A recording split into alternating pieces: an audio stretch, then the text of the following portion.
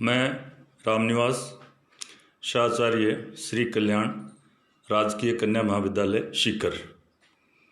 आज मैं आपको हाब्स के सामाजिक समझौता सिद्धांत के बारे में बताऊंगा।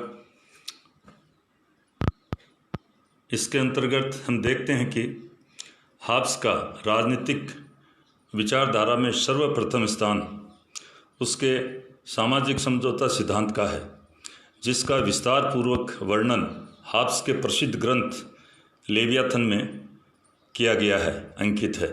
सामाजिक समझौता सिद्धांत की व्याख्या अपन निम्न प्रकार से कर सकते हैं, की जा सकती है। सबसे पहले हम लेते हैं मानव स्वभाव। हाब्स के समय इंग्लैंड में गृह युद्ध चल रहा था, जिसने उसके सामने मानव का घृणित पक्षी रखा। वह मनुष्य को स्वार्थी, नीच, दुष्ट, विवेकहीन तथा आत्मकेंद्रित मानता है। हाब्स का कथन या कहना है कि युगों से भूखा और अतृप्त मानव अपनी अभिलाषाओं की तुष्टि में ही सतत संलग्न रहता है। अवसर पाते ही वह सर्वग्राही पिशाच की तरह टूट पड़ता है और स्वयं को जीवित रखने में तथा स्वयं की इच्छा पूर्ति के लिए दूसरों को नष्ट करने से नहीं हिचकता। हाब्स के अनुसार प्रकृति ने सब मनुष्यों को समान बनाया है। हालांकि कुछ मनुष्य शरीर में ज़्यादा बलिष्ठ हो सकते हैं, जबकि वो मानसिक रूप से कमज़ोर हो सकते हैं।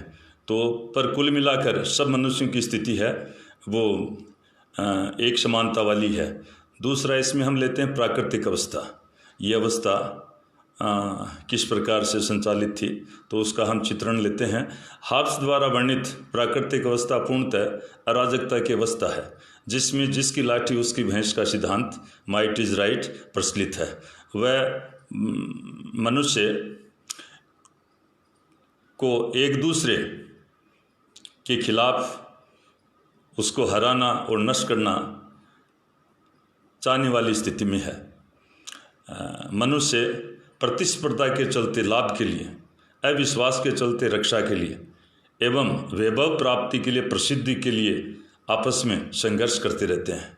हाब्स के मतानुसार प्राकृतिक दशा में उद्योग या कला कौशल का विकास नहीं हो सकता, क्योंकि मनुष्य को ये भरोसा नहीं है कि वह उससे प्राप्त हो सकने वाला लाभ का उपभोग कर सकेगा या नहीं। प्राकृतिक अवस्था सबके विरुद्ध संघर्ष की स्थिति थी। संक्षेप में प्राकृतिक अवस्था की तीन मोटी मोटी विशेषताओं को हम लेते हैं। इसमें नैतिकता का सर्वथा अभाव था तथा सत्य और असत्य का कोई विचार नहीं होता था। इसमें न्याय और अन्याय के विचार का अभाव था। और तीसरा, इस अवस्था में व्यक्तिक संपत्ति का भी अभाव था। तो ये तीन मोटी बातें प्राकृतिक अवस्था में थी। इससे आगे हम प्राकृतिक अधिकार और प्राकृतिक कानून के बारे में देखेंगे। हाब्स के अनुसार प्राकृतिक अधिकार और प्राकृतिक कानून में बड़ा अंतर है। प्राकृतिक अधिकार का अर्थ है कि प्रत्येक मनुष्य को आत्म सुरक्षा हेतु आवश्यक समस्त कार्यों को करने की स्वतंत्रता है। प्राकृतिक कानून इससे भिन्न है। इसके द्वारा मनुष्य को ऐसे कार्य करने से रोका जाता है जो उसकी सबसे प्रबल इच्छा अर्थात प्राण सुरक्षा के लिए घातक हों। प्राकृतिक अधिकार से स्वतंत्रता का आभास होता है और प्राकृतिक कानून से दायित्व का। हाब्स ने लेवियाथन में 19 प्रकार के प्राकृतिक कानून बताए हैं, गिनाए हैं, जिनमें से 3 प्रमुख हैं। पहला है, प्रत्येक मनुष्य शांति की खोज करे और शांति के साथ रहे।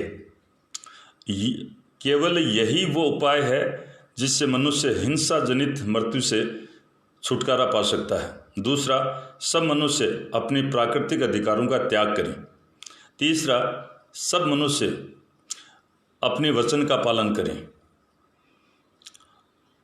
इसमें हम ये देखते हैं कि समझौता क्यों करना पड़ा। समझौते के कारण प्राकृतिक अवस्था में संघर्ष की स्थिति से संत्रस्त और चिंतित होकर मनुष्य की बुद्धि और विवेक ने यह सोचा कि आत्म संरक्षण के लिए इस भयावह दशा का अंत किया जाना आवश्यक है। और संक्षेप में राज्य की उत्पत्ति के प्रमुख कारण इस प्रकार से हम गिना सकते हैं, बता सकते हैं। मोटा मोटा तो एक वो सबके विरुद्ध सबका संघर्ष, जिसमें मनुष्य का जीवन है वो बड़ा क्षणिक है, उससे छुटकारा पाना तो था ही था। फिर प्राकृतिक कानून की व्याख्या करने वाला, कहना चाहिए वो सर्वोच्च सत्ता का भाव था। फिर प्राकृतिक कानून को लागू करने वाली सर्वोच्च सत्ता का अभाव था। फिर प्राकृतिक कानून का कोई उल्लंघन करे तो उसको दंडित किस प्रकार से किया जाए। तो कहने का अर्थ व्यवस्थापिका, कार्यपालिका, न्यायपालिका के सर्वोच्च रूप का वहाँ पर अभाव था। तो ये समझौते के प्रमुख कारण थे। फिर जो समझौता होता है, सामाजिक समझौते द्वारा राज्य की उत्पत्ति, प्राकृतिक अवस्था से छुटकारा पाने के उद्देश्य से हाब्स के अनुसार मनुष्यों ने आपस में एक समझौता, जिसको समझौता, संविदा, अनुबंध या करार कह सकते हैं, ये करके अराजक दशा का अंत किया। समझौता करके, संविदा कर दो, करार कर दो, तो मनुष्य ने ये करके, समझौता करके जो उससे पूर्व अराजक अवस्था थी उसका अंत किया। और ये किस प्रकार से है, प्रत्येक व्यक्ति इस आशय की शपथ लेता है, प्रत्येक व्यक्ति आपस में एक दूसरे के समक्ष शपथ लेते हैं, सभी लेते हैं कि मैं इस व्यक्ति को या व्यक्ति समूह को इस शर्त पर अपना अधिकार देता हूँ तथा स्वयं अपने प्रशासन करने के अधिकार का परित्याग करता हूँ कि तू भी अपने अधिकार इसी प्रकार इस व्यक्ति या समूह को देगा और स्वशासन के अधिकार को छोड़ देगा। ऐसा करने पर सारा जन समुदाय एक व्यक्ति में संयुक्त हो जाता है और इसे राज्य, कॉमनवेल्थ या लैटिन भाषा में नगर, सिविटा कहते हैं। इस तरह जब सभी मनुष्य संविदा की प्रतिज्ञा करते हैं तो संविदा करने वाले व्यक्ति का समूह राज्य कहलाता है, राज्य का स्वरूप। अनुबंध या समझौते द्वारा हाब्स ऐसी दमनात्मक शक्ति की सृष्टि करता है, कहने का अर्थ निरंकुश शक्ति की सृष्टि करता है, जो इससे पूर्व नहीं थी। वह समझौते द्वारा दो कार्यों की पूर्ति करता है। नंबर एक, वह है एक व्यवस्थित और सभ्य समाज की स्थापना करता है। दूसरा, वह एक ऐसे राज्य की स्थापना करता है जिसमें मनुष्य अपने समस्त प्राकृतिक अधिकारों का परित्याग कर एक निरंकुश राज्य का निर्माण करते हैं। ये दो प्रमुख बातें यहाँ पर। तो हाब्स का संप्रभु राज्य या लेवियाथन पूर्ण रूप से निरंकुश है। समझौते द्वारा अपनी जो अनेक इच्छाएं थी, उन्होंने अनेक इच्छाओं के स्थान पर एक इच्छा का निर्माण हुआ। संक्षेप में, समझौते के बाद समाज एवं राज्य का प्रादुर्भाव हुआ।